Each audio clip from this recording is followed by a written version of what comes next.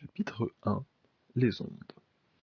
Lors de cette première vidéo, nous traiterons de la description des ondes, pour clarifier des termes déjà entendus ou évoqués lorsque l'on parle de celles-ci, notamment en classe de seconde. En premier lieu, qu'est-ce qu'une onde? Une onde est la propagation d'une perturbation sans transport de matière. Cette perturbation peut être de nature variée, déformation du milieu, modification de la pression ou du champ électromagnétique par exemple.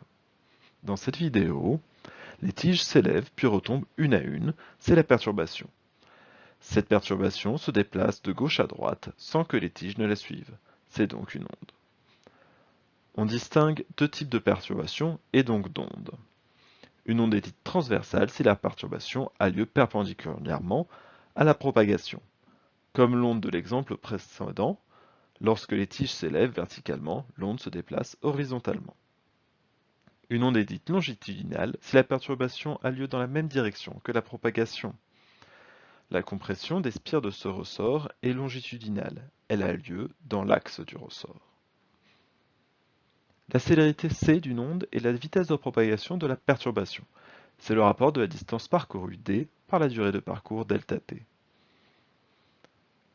On obtient alors la formule c, la célérité, est égale à la distance d divisée par la durée de parcours delta t, qui n'est pas sans vous rappeler la formule de la vitesse, ce qui est normal car c'en est une, de vitesse. Enfin, l'amplitude d'une onde est la mesure de l'importance de la perturbation. Son unité dépend du type de perturbation. C'est l'écart entre la valeur maximale et la valeur moyenne de la perturbation. Ici, vous pouvez observer trois ondes qui ne diffèrent que par leur amplitude. En bleu, une onde d'amplitude grande. En vert, une onde d'amplitude moyenne. Et en rouge, une onde d'amplitude faible. Pour résumer, sur ce schéma, on a représenté une onde transversale à deux instants différents. On constate que la perturbation a avancé sans que les points A et B ne la suivent. La vitesse à laquelle cette onde avance et sa célérité, la taille de la perturbation et son amplitude. La plupart des ondes sont des phénomènes périodiques, c'est-à-dire qu'elles se répètent identiques à elles-mêmes dans le temps ou dans l'espace. Ici, la perturbation, une vague, se répète et l'on observe de nombreuses vagues identiques qui se suivent. En toute rigueur, les ondes sont des phénomènes quasi-périodiques, car elles ne se répètent pas à l'infini, mais sur une étendue limitée, comme ici dans ce qu'on appelle un train d'onde.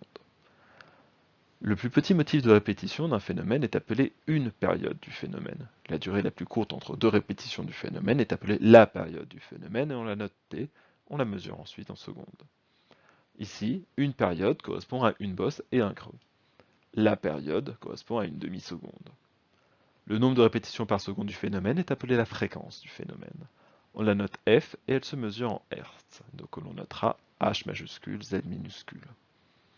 Ici, on a 2 répétitions par seconde, ce qui fait 2 Hz. On a alors la formule, la fréquence est égale à 1 divisé par la période.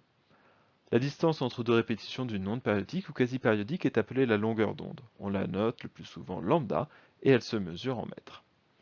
Ici, chaque vague est séparée de 20 mètres environ, ce qui fait une longueur d'onde de 20 mètres.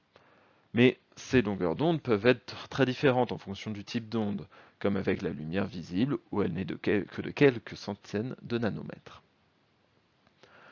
La longueur d'onde est aussi la distance parcourue par l'onde de célérité c pendant une période t, d'où la relation lambda égale c fois t, où lambda, la longueur d'onde toujours, est égale à la célérité c divisée par la fréquence f.